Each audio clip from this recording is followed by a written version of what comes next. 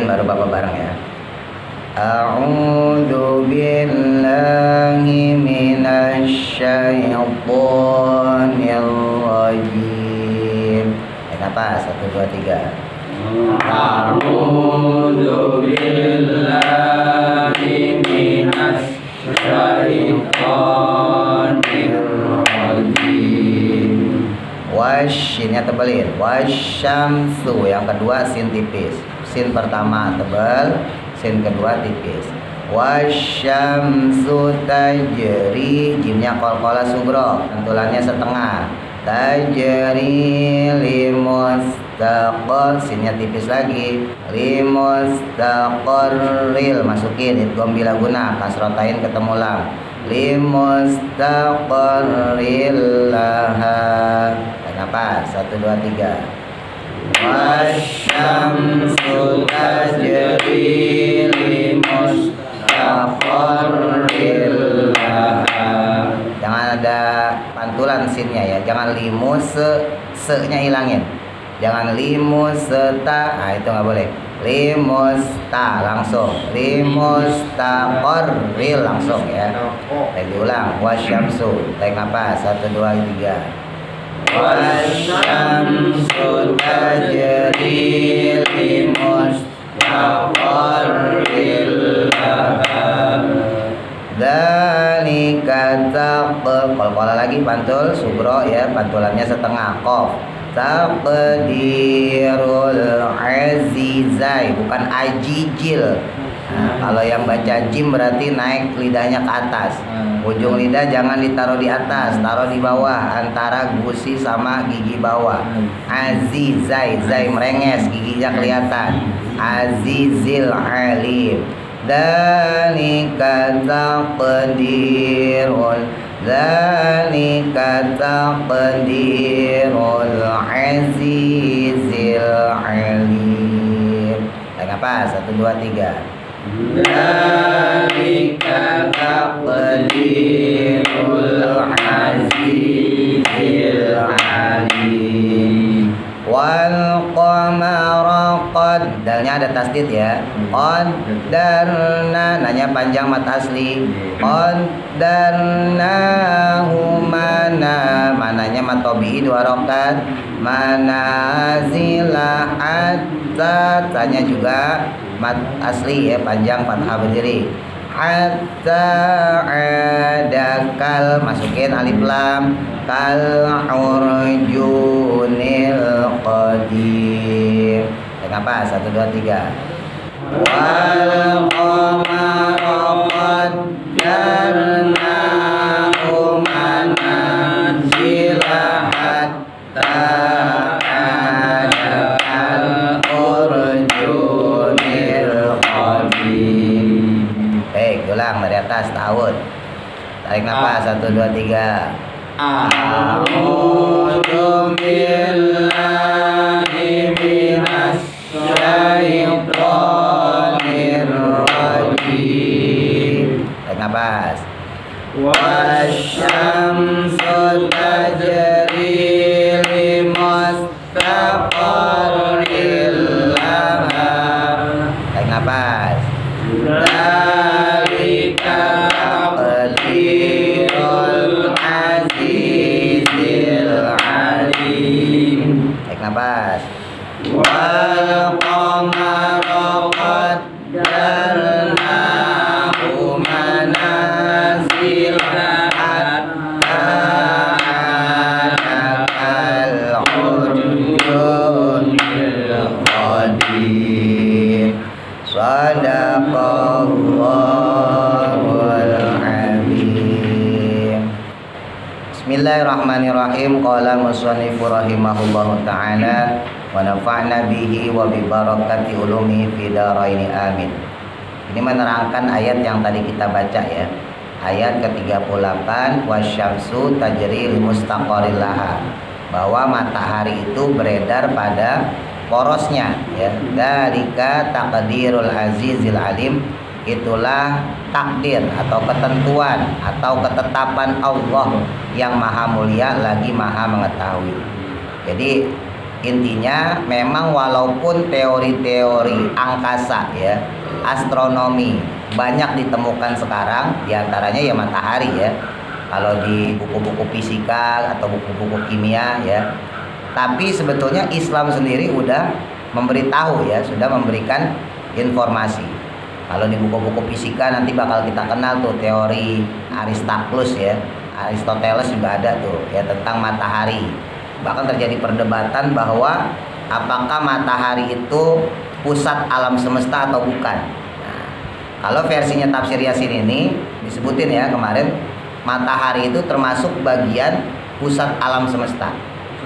Jadi andai kata matahari itu dihancurkan sama Allah ya, maka kemungkinan besar kehidupan dunia sekalipun bisa bertahan itu nggak lama. Karena semua planet itu bergantung sama matahari. Ya, walaupun matahari bukan satu-satunya benda angkasa yang memiliki fungsi ya. Misalnya bulan juga punya fungsi buat kita nih, buat planet-planet lain juga punya. Tapi yang paling besar itu adalah fungsinya matahari. Jadi bisa kita bayangkan kalau andai kata matahari nggak ada, matahari hancur nih misalnya gitu ya, kita bisa bayangin berarti pagi nggak ada panas tuh, pagi siang nggak ada panas dan nggak ada cahaya, ya kan, gelap. Jadi panas nggak ada, gelap doang. Otomatis kalau gelap nggak ada cahaya berarti dingin, ya kan? Nah orang kayak gitu cepet mati pak, kalau kedinginan, beku badan, nggak bisa lagi transaksi, nggak bisa lagi dagang, nggak bisa lagi kerja, apalagi ngutang, nggak bisa. Ya. Kenapa? Karena terbatas dengan adanya kondisi yang tidak memungkinkan kita untuk melakukan aktivitas. Ya jadi walaupun bisa aja kita aktivitas malam, ya kan sore kita bisa kok aktivitas malam bisa kita, ya tanpa ada bantuan matahari. Tapi kan tetap paginya ada proses aktivitas juga. Orang bisa dagang malam, bisa usaha malam karena ada yang beraktivitas di pagi hari, kan begitu. Ya misalnya di jalanan ya, ada yang dagang celele, ayam macam-macam ya, restoran Padang. Mereka bisa buka malam karena yang pagi ada yang kerja, ada yang dagang kan gitu. Nah sekarang kalau pagi, siang nggak ada yang kerja, nggak ada yang dagang, nggak ada yang usaha, nggak ada yang nyari duit. Yang malam dagang buat siapa coba? Nah itu dari segi ekonomi aja udah terputus tuh. Belum yang lain-lain. Ya belum masalah pendidikan, belum masalah kesejahteraan keluarga kita masing-masing, belum masalah politik, wah macam-macam. Nah kemudian fataduru dan berputar apa asyamsu matahari fitin dalam 1 tahun kulla masyriki pada setiap daerah timurnya wal magharibi dan daerah baratnya ila qiyamis saati sampai didirikannya atau sampai tegaknya hari sa'ah. Hari sa'ah itu berarti hari kiamat. Ya, jadi udah ditakdirin sama Allah bahwa matahari itu akan terus menjalankan fungsinya ya, melaksanakan tugasnya. Dia berputar dari masyrik wal maghrib ya.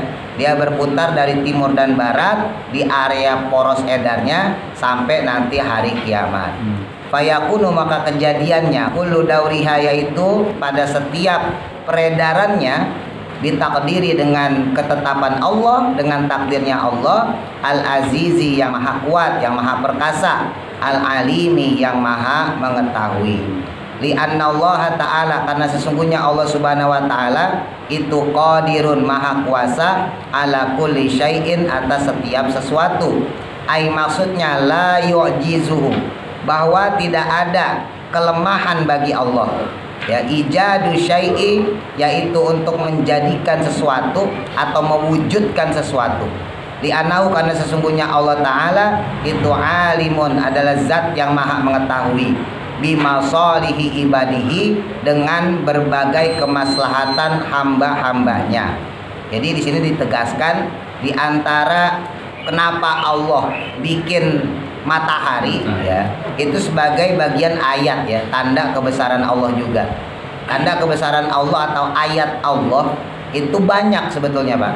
Nah, cuman seringkali yang kayak begini-begini terlewat dari kita. Ya. Betapa hebatnya Allah menciptakan matahari, menciptakan bulan, ya, yang kemudian sebetulnya bisa menjadi ibroh buat kita, menjadi pelajaran buat kita. Cuman kita nganggapnya rezeki Allah itu ya duit doang, duit aja, semata-mata duit aja. Kalau belum punya duit, kayaknya belum dapat rezeki. Nah, itu jeleknya kita. Padahal rezeki itu banyak banget rezeki. Di antaranya sesuai dengan ayat yang kita baca ya, wasyamsu tajri li mustaqarril. Dan manusia itu biasanya kepepet baru mikir deh. Misal ya, mungkin selama ini ada orang dia nggak paham tentang fungsinya matahari. Dia tahu matahari bermanfaat, tapi hanya sebatas dia berangkat kerja, dia berangkat dagang di pagi hari. Udah begitu doang. Dia nanti baru akan tahu kalau kepepet, kalau ditegur sama Allah. Misalnya dia punya anak ya, masih bayi, sakit kuning kalau orang zaman dulu tuh. Nah, dijemur tuh di matahari. Baru dia merasakan pentingnya matahari. Waktu kemarin tuh kita corona, ya kan? Katanya suruh jemur. Nah, itu baru ketahuan tuh fungsinya matahari. Sehari-harinya kita ngelihat matahari, nggak pernah kita ngucap alhamdulillah. Kadang-kadang malah kita sebelin, matahari panas banget gitu. Ya kan? Sehari-hari kita ngelihat matahari, tapi tanda kebesaran Allah nggak pernah ngebuka jati diri kita sebagai hamba Allah. Yang kita pikirin bahwa rezeki itu adalah duit. Duit aja gitu. Sementara rezeki Allah berupa alam semesta ini nggak pernah kita nikmatin.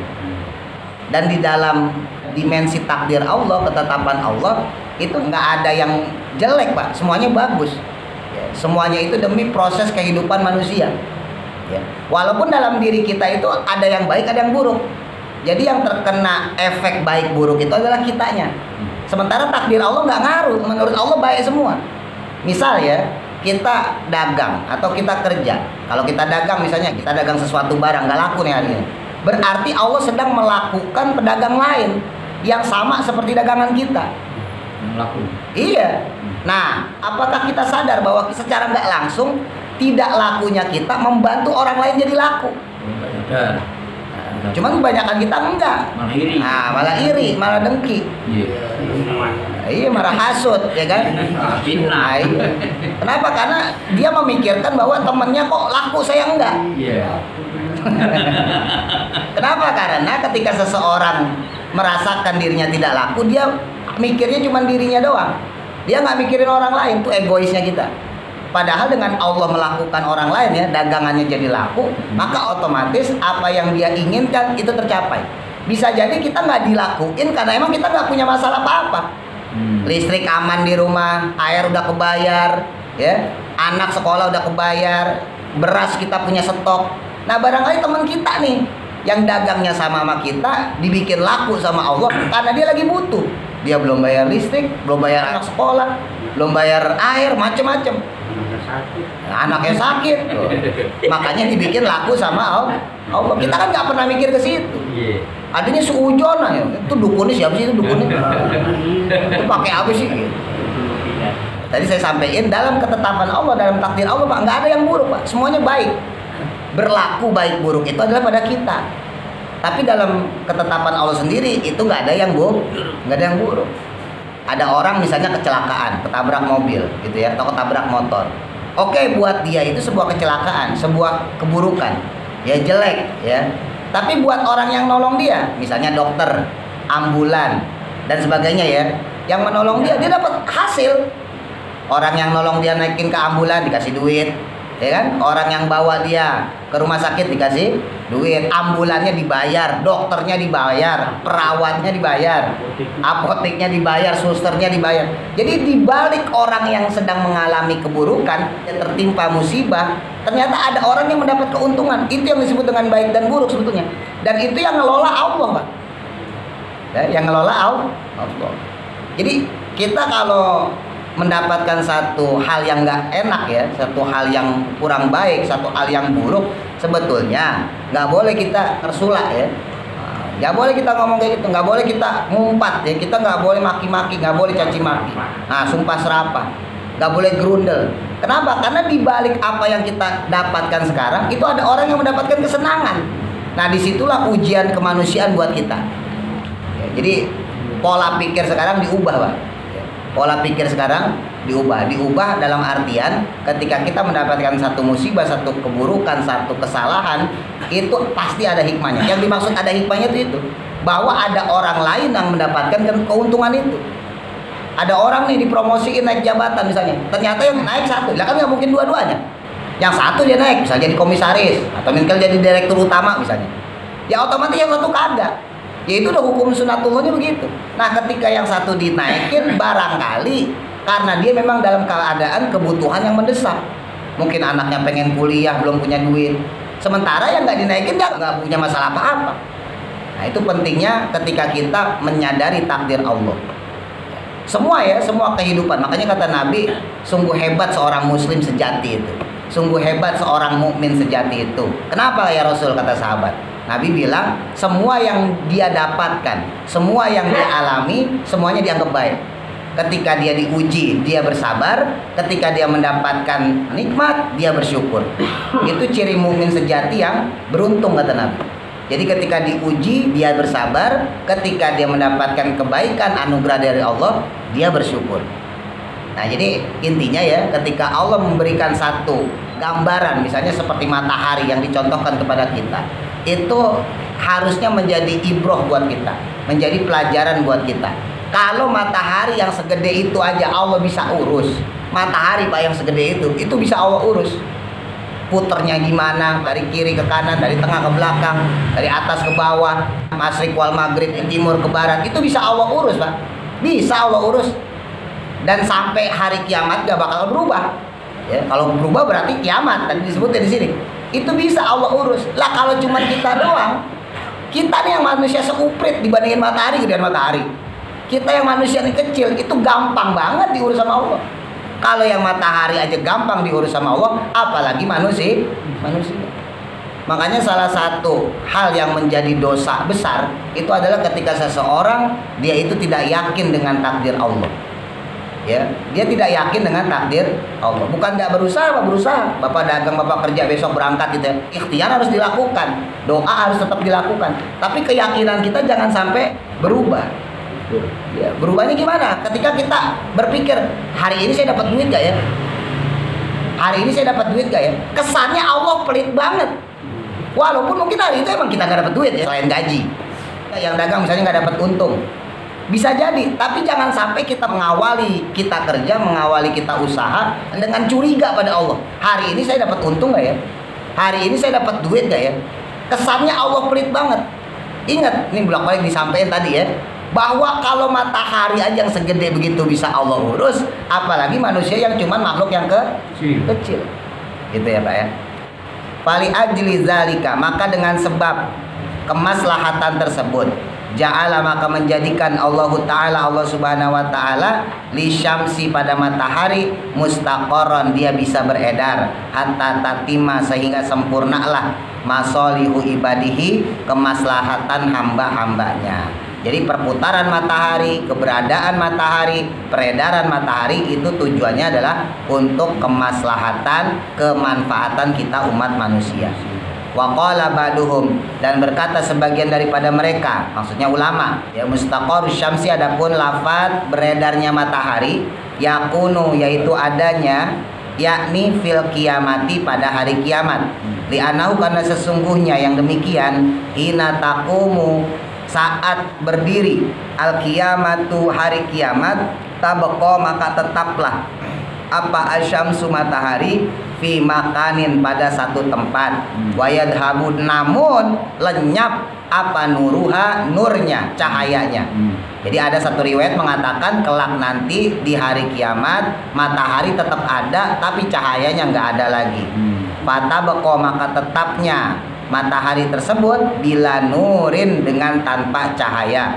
Kama ruwiya sebagaimana diriwayatkan an Abi Dzarrin dari sahabat Abu Dzar radhiyallahu taala anhu, annahu bahwa sesungguhnya beliau qala berkata beliau, qala bersabda Rasulullah sallallahu alaihi wasallam, yauman pada satu hari, hina guribati syamsu yaitu saat terbenamnya matahari. Ya Abu Dzarrin, wahai Abu Dzar Al-Ghifari, ini salah satu sahabatnya Nabi. Atadri, maka apakah kamu tahu, kata Nabi. Nabi bilang kepada sahabat Abu Dzar, apakah kamu tahu? Aina tadhabu, kemana tuh lenyapnya ya asyamsu matahari. Qultu maka berkata aku, kata sahabat Abu Dzar Al-Ghifari, Allahu adapun Allah wa rasuluhu dan rasulnya itu a'lamu lebih tahu. Wah saya nggak tahu ya Rasul. Allah dan engkau sebagai Rasul pastinya lebih tahu. Qala maka menjawab kanjeng Nabi Muhammad sallallahu alaihi wasallam, ya Abu Dzarrin, wahai Abu Dzar, innaha sesungguhnya dia matahari ya itu tagrubu terbenam dia dia bakal terbenam. Wa tadhabu, dan dia juga bakal pergi. Tahtal arsy, ke bawah arsy. Fatas ta'danu, lalu meminta izin tuh matahari. Antas juda, agar dia boleh sujud lillahi ta'ala, kepada Allah. Jadi matahari itu kalau kata Nabi dalam berputarnya dia itu ya, dia minta izin. Ya Allah, izinin saya sujud kepada Engkau. Fayadanu, maka diizinkanlah laha baginya. Summa tasta'dinu, kemudian meminta izin lagi ya si matahari. Allah tatli'a, untuk tidak terbit, ila dunia, kepada dunia. Lama ro'at, saat melihat, minal ma'asi, daripada berbagai maksiat, wal munkaroti, dan kemunkaran. Ketika matahari melihat berbagai maksiat dan kemunkaran, ala yudinu, maka tidak diizinkan laha baginya. Ketika hari kiamat itu matahari sebel tuh. Bal, tetapinya, yuqalu, dikatakan laha kepadanya, irji'i, kembalilah kamu, kata Allah Subhanahu wa taala, min haitsu tatli'i, sebagaimana tempat kamu muncul. Udah balik lagi kamu dari tempat muncul. Ya, matahari kan berangkatnya dari timur ya Pak, menuju barat. Nah, sama Allah nggak disuruh nerusin sampai barat, balik lagi aja ke timur. Fatat lahu, maka kemudian muncullah min masyrikiha, dari arah masyriknya, dari arah timurnya. Walidzalika, maka oleh karenanya demikian, qauluhu, firman Allah Ta'ala, wasyamsu tajri li mustaqarri laha. Ini menurut beberapa ulama ya penafsirannya. Wa ala hadza tariqi, dan adapun atas jalur ini, dari jalan ini, asyamsu, adapun matahari itu tatlu'u, dia bisa muncul, wa taghrubu, dan dia tenggelam, ila yaumil kiamat, sampai hari kiamat. Jadi kalau menurut pendapat ini berarti matahari itu tetap ada, maksudnya gitu ya, tetap ada sampai nanti hari kiamat. Fa amma idza kana, maka adapun ketika tiba apa waktul kiamati, waktunya hari kiamat, qoriban, telah mendekat, wa zahara, dan telah tampak, telah muncul. Apa yang muncul? Al fisku, fasik, ya, kefasikan udah muncul. Wal fujuru, dan juga keburukan. Wa kasurat ma'asi, dan juga banyaknya maksiat. Wa dunubu, dan juga dosa-dosa. Alal ardi, di muka bumi. Wah, udah parah deh, udah kebanyakan orang maksiat ya. Udah sedikit banget orang sholat, azan ya. Udah sedikit banget orang yang beribadah dan sebagainya. Kalah lah intinya, orang yang takwa kalah sama orang yang ahli maksiat. Wa rafa'a, kemudian terangkatlah al amru bil ma'ruf, terangkat amar ma'ruf, wan nahyu anil munkar, dan nahi munkar. Jadi terangkat kemudian amar ma'ruf nahi munkar. Orang nggak ada lagi yang nyuruh kebaikan, orang nggak ada lagi yang mencegah kemunkaran. Udah sebodoh amat. Ya makanya sekarang disebut tanda-tanda kiamat ya, bener juga. Sekarang udah masing-masing kita ya bodoh amat. Jangankan mau orang lain, sama anak sendiri aja kadang kita bodoh amat. Anak kagak sholat didiemin, bini kagak sholat didiemin, bini kagak pakai kerudung didiemin. Ya, itu tanda-tanda juga ya bahwa kita itu sebagai orang yang meninggalkan amar ma'ruf nahi munkar. Makanya hati-hati, saya bolak-balik ngomong ya, hati-hati karena jelas ya Pak ya, Allah itu menegaskan kepada kita untuk menjaga diri kita, memelihara diri kita, lalu kemudian keluarga kita ya, itu termasuk berarti istri, anak ya. Nah masalah anak istri ya, itu tetap kita wajib negor, kita harus nasihatin ya, kita harus bilangin, bu sholat bu, nak sholat nak ya, kalau yang Jawa ledo sholat. Perkara dia nggak mau sholat itu udah urusan belakang Pak, yang penting kita ngasih tahu dulu, itu yang disebut amar ma'ruf nahi munkar. Masalah dia sholat atau tidak, hidayah dari Allah. Haknya Allah yang menjadikan dia mau sholat atau tidak. Tugas kita adalah memerintahkan, menyuruh, menasehati dia sholat. Ini hati-hati, jangan sampai jadi dayus. Apa tuh dayus? Dayus adalah kepala rumah tangga yang dia melihat keluarganya bermaksiat tapi dia tidak menasehati. Dia ngelihat keluarganya bermaksiat tapi dia nggak ngomong, dia nggak respon, dia diem aja. Jadi ketika istrinya nanti diseret ke neraka karena nggak pakai kerudung, karena nggak sholat, karena nggak melakukan ibadah-ibadah lain, kebanyakan maksiatnya. Ketika anaknya diseret sama malaikat ya untuk masuk ke dalam neraka karena nggak melakukan apa-apa yang diperintahkan oleh Allah, maka si istri tadi, si perempuan tadi sama anaknya itu bakal teriak, saya nggak bakal terima malaikat. Yang bikin saya seperti ini adalah suami saya. Itu suaminya dipanggil Pak kemudian. Anaknya juga begitu sama ya. Saya nggak mau malaikat, enak aja saya dimasukin neraka sendiri. Bapak saya tuh, bapak saya nggak pernah ngajarin saya sholat, disuruh ngaji kagak. Ya. Bapak saya nggak pernah nyuruh saya pakai kerudung. Bapak saya nggak pernah tuh beliin celana panjang. Saya kan udah gede, beliin celana pendek mulu. Jangan salahin saya malaikat, salahin bapak saya. Itu bapaknya Pak, sekalipun ahli sorga dia. Sholatnya bagus, rajin ngajinya, cakep amalnya. Wah, pantes lah. Dia mau masuk sorga ditahan sama malaikat. Mau kemana? Mau kemana? Mau kemana lo? Berhenti dulu. Tuh anak lo tuh lihat tuh. Tuh lihat tuh istri lo tuh. Akhirnya yang tadinya dia mau masuk sorga ditahan, diseret sama anak istrinya masuk ke dalam neraka. Naudzubillah. Makanya hati-hati. Penting Pak, istri sama anak tuh penting banget. Ya, penting banget. Kenapa? Karena dia bisa mengantarkan kita ke neraka, bisa juga mengantarkan ke surga. Lagi-lagi Bapak jangan pesimis ya Pak. Saya sering kali ketika nyampein gini orang salah paham. Ya, dalam artian apa? Anak saya Pak Ustadz udah dibilangin tetap aja nggak mau sholat. Nggak usah mikirin mau sholat apa enggak. Nggak usah mikirin orang, mikirin kita. Bedain ya, paham maksudnya ya? Bedain perkara anak kita mau sholat apa enggak, perkara istri kita mau sholat apa enggak, itu urusan dia. Urusan kita adalah memerintahkan dia sholat, mengajak dia sholat, menasehati dia supaya mau sholat. Paham ya? Hati-hati loh, jangan salah paham loh. Nggak boleh kita kecewa. Kenapa? Dia punya Allah. Ingat, makhluk itu adalah ciptaan Allah. Allah yang berkehendak atas dia, mau dia sholat atau enggak. Ya, mau dia pakai kerudung atau enggak, mau dia puasa atau enggak, mau dia ngaji apa enggak, urusan dia sama Allah, bukan urusan kita lagi Pak.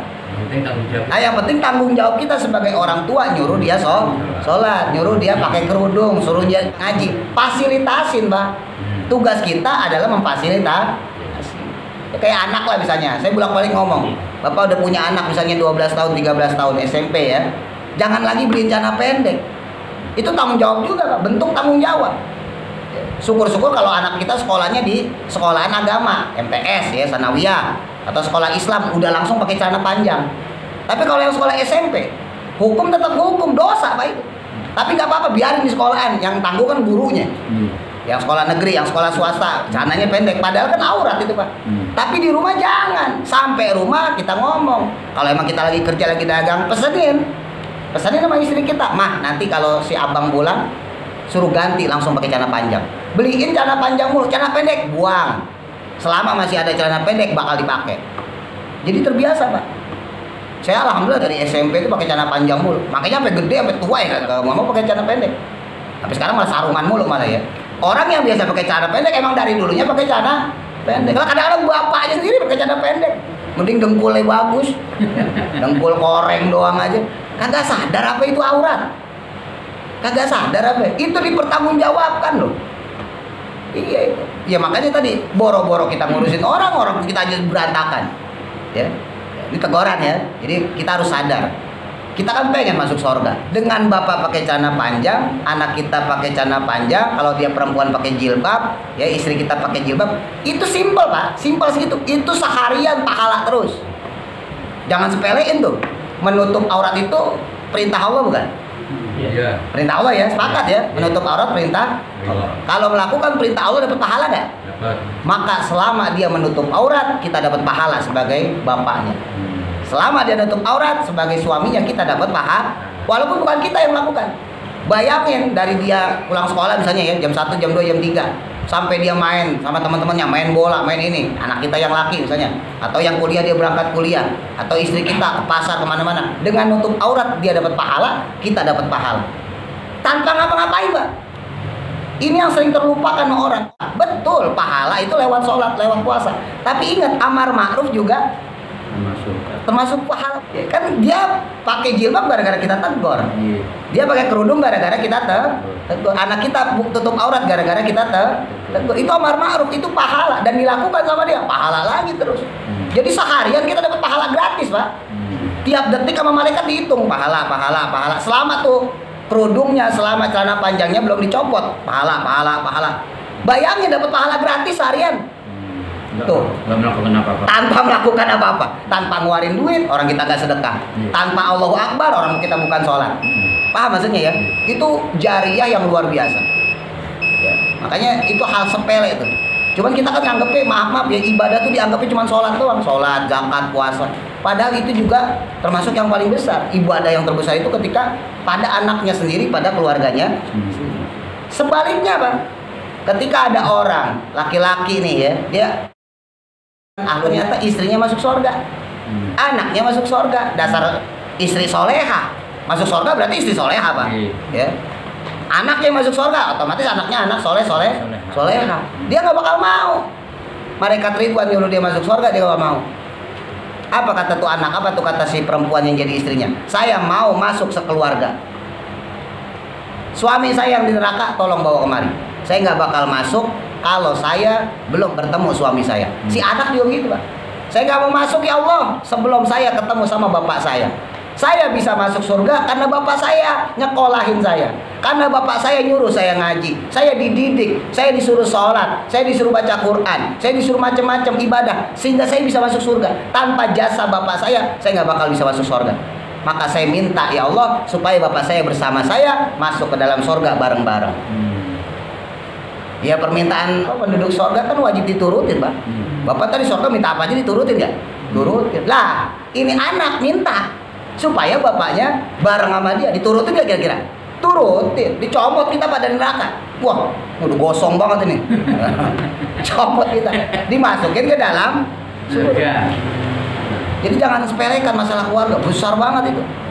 Anak istri bisa mengantarkan kita ke neraka, bisa juga mengantarkan kita ke dalam surga. Cuma tadi ya, Bapak jangan pesimis ketika Bapak udah nyuruh anak, udah nyuruh istri ya menjalankan satu ibadah, menjalankan perintah Allah. Jangan pesimis ketika dia nggak mau melakukan. Nggak apa-apa, terus aja nasehatin. Tugas kita nasehatin, tugas kita ngasih tahu kita bukan Tuhan. Ingat, kita manusia, kita bukan Tuhan. Hak merubah itu ada pada Allah sebagai Tuhan kita. Yang penting kita nyuruh, mah jangan lupa pakai kerudung, beliin yang cakep. Ini nyuruh doang kagak beliin ya. Beliin yang cakep ya. Nah, beli yang cakep ya kan. 100.000 beliin, mah pakai kerudung deh, kamu cakep banget deh, mah. Ya. Anak kita nak keluar pakai kerudung ya, jangan lupa ya. Beliin yang kalau perempuan tangan panjang, kalau yang laki-laki celana panjang, kaosnya tak lengan panjang ya, buat perempuan beliin. Oh, kamu cakep banget loh Mbak kalau kamu pakai kerudung. Dek, kamu cakep loh kalau pakai kerudung. Oh, kita puji aja terus. Itu tugas kita. Ya. Masalah dia mau pakai atau enggak berarti sudah di luar takdir kita. Tapi ini saya ngasih tips nih Pak. Ya, kalau di antara istri bapak, anak bapak ada yang kalau orang Jawa bilang balelo, ya susah diatur, gampang tipsnya. Bapak tinggal ngomong, ya, ngomong pada istri, ngomong pada anak. Nak atau Bu, bapak ini kan rajin sholat, bapak ini rajin ngaji, ya. Bapak tahu hukum, makanya bapak ajarin kamu Bu, bapak ajarin kamu nak. Kelak nanti orang yang rajin ibadah itu masuk surga nak, masuk surga Bu. Masa nanti bapak masuk surga sendirian sih? Bapak pengen banget nanti di surga bareng ibu lagi. Bapak pengen banget di surga nanti bareng kamu lagi nak. Yuk jalanin ibadah, tutup dong aurat kamu supaya nanti di surga kita bisa bareng-bareng. Bapak ngomong kayak gitu, insya Allah istri nangis Pak. Sebejat-bejat apapun kalau bapak berani ngomong kayak gitu sama istri, insya Allah istri nangis. Sebejat-bejat apapun anak, kalau bapak ngomong kayak gitu pasti nangis. Ini tip udah saya praktekin soalnya sama orang-orang. Anak nakal banget Pak, minta ampun, sampai kena narkoba. Orang tuanya saya bilang, nangis Bu, nangis Pak di depan anak, minta maaf karena ngedidik nggak bener, karena nggak memfasilitasi dengan baik, minta maaf. Nanti kalau udah minta maaf bilang kayak gitu, nah ibu pengen banget masuk surga bersama kamu nak. Nah ibu pengen banget nanti kita senang-senang di surga, kumpul lagi sekeluarga nak. Tapi kalau kamu kayak begini nanti kamu masuknya neraka nak. Apa kamu nggak mau kumpul lagi sama ibu di surga? Apa kamu ntar nggak mau kumpul lagi sama bapak di surga dan sebagainya? Sampein Pak. Ini buat khusus yang bejat ya. Kalau yang nggak bejat mah nggak usah, suruh aja. Kalau saya ngajak bergoda bisa nggak? Oh, saya bisa. Dikit lagi ya. Wado'ufat dan kemudian semakin melemah. Apakah kamu syariati, yaitu hukum-hukum syariat. Amar ma'ruf udah nggak dijalanin, nahi munkar udah nggak dijalanin, hukum syariat makin lemah. Jelas dong. Ya orang udah nggak peduli lagi sama musola, orang udah nggak peduli lagi sama majlis taklim, orang udah nggak peduli lagi sama pengajian. Udah hukum-hukum syariat hilang. Ya, orang sholat tapi nggak tahu ilmunya, kejebak-kejebuk, doa iftitah kagak tahu, bacaan sujud kagak tahu, macam-macam kagak tahu. Fafi dzalika zamanu, maka pada zaman tersebut itulah tasjudu, maka bersujudlah asyamsu, matahari, tahtal arsy, di bawah arsy, miqdarul lailin, kira-kira semalaman, fala yudinu, maka tidak diizinkan oleh Allah Subhanahu wa taala laha baginya antatli'a, untuk kembali. Nah, jadi kemudian Allah nyuruh, ya udah kamu gak usah balik lagi deh. Udah kamu di sini aja. Gitu. Jadi kalau biasanya matahari berangkat dari timur ke barat, terus Allah nyuruh ya udah balik lagi timur ke barat lagi terus. Nanti pas menjelang hari kiamat ketika matahari melihat orang-orang sudah banyak maksiat, yang gedek sama manusia bahasa kasarnya gitu, maka kata Allah jangan, udah cukup sampai di sini aja. Karena saya bakal menjalankan, memutuskan takdir saya berupa hari kiamat. Wallahu a'lam, mudah-mudahan manfaat. Al-Fatihah. Bismillahirrahmanirrahim. Alhamdulillahirabbil alamin. Ar-Rahmanir Rahim. Maliki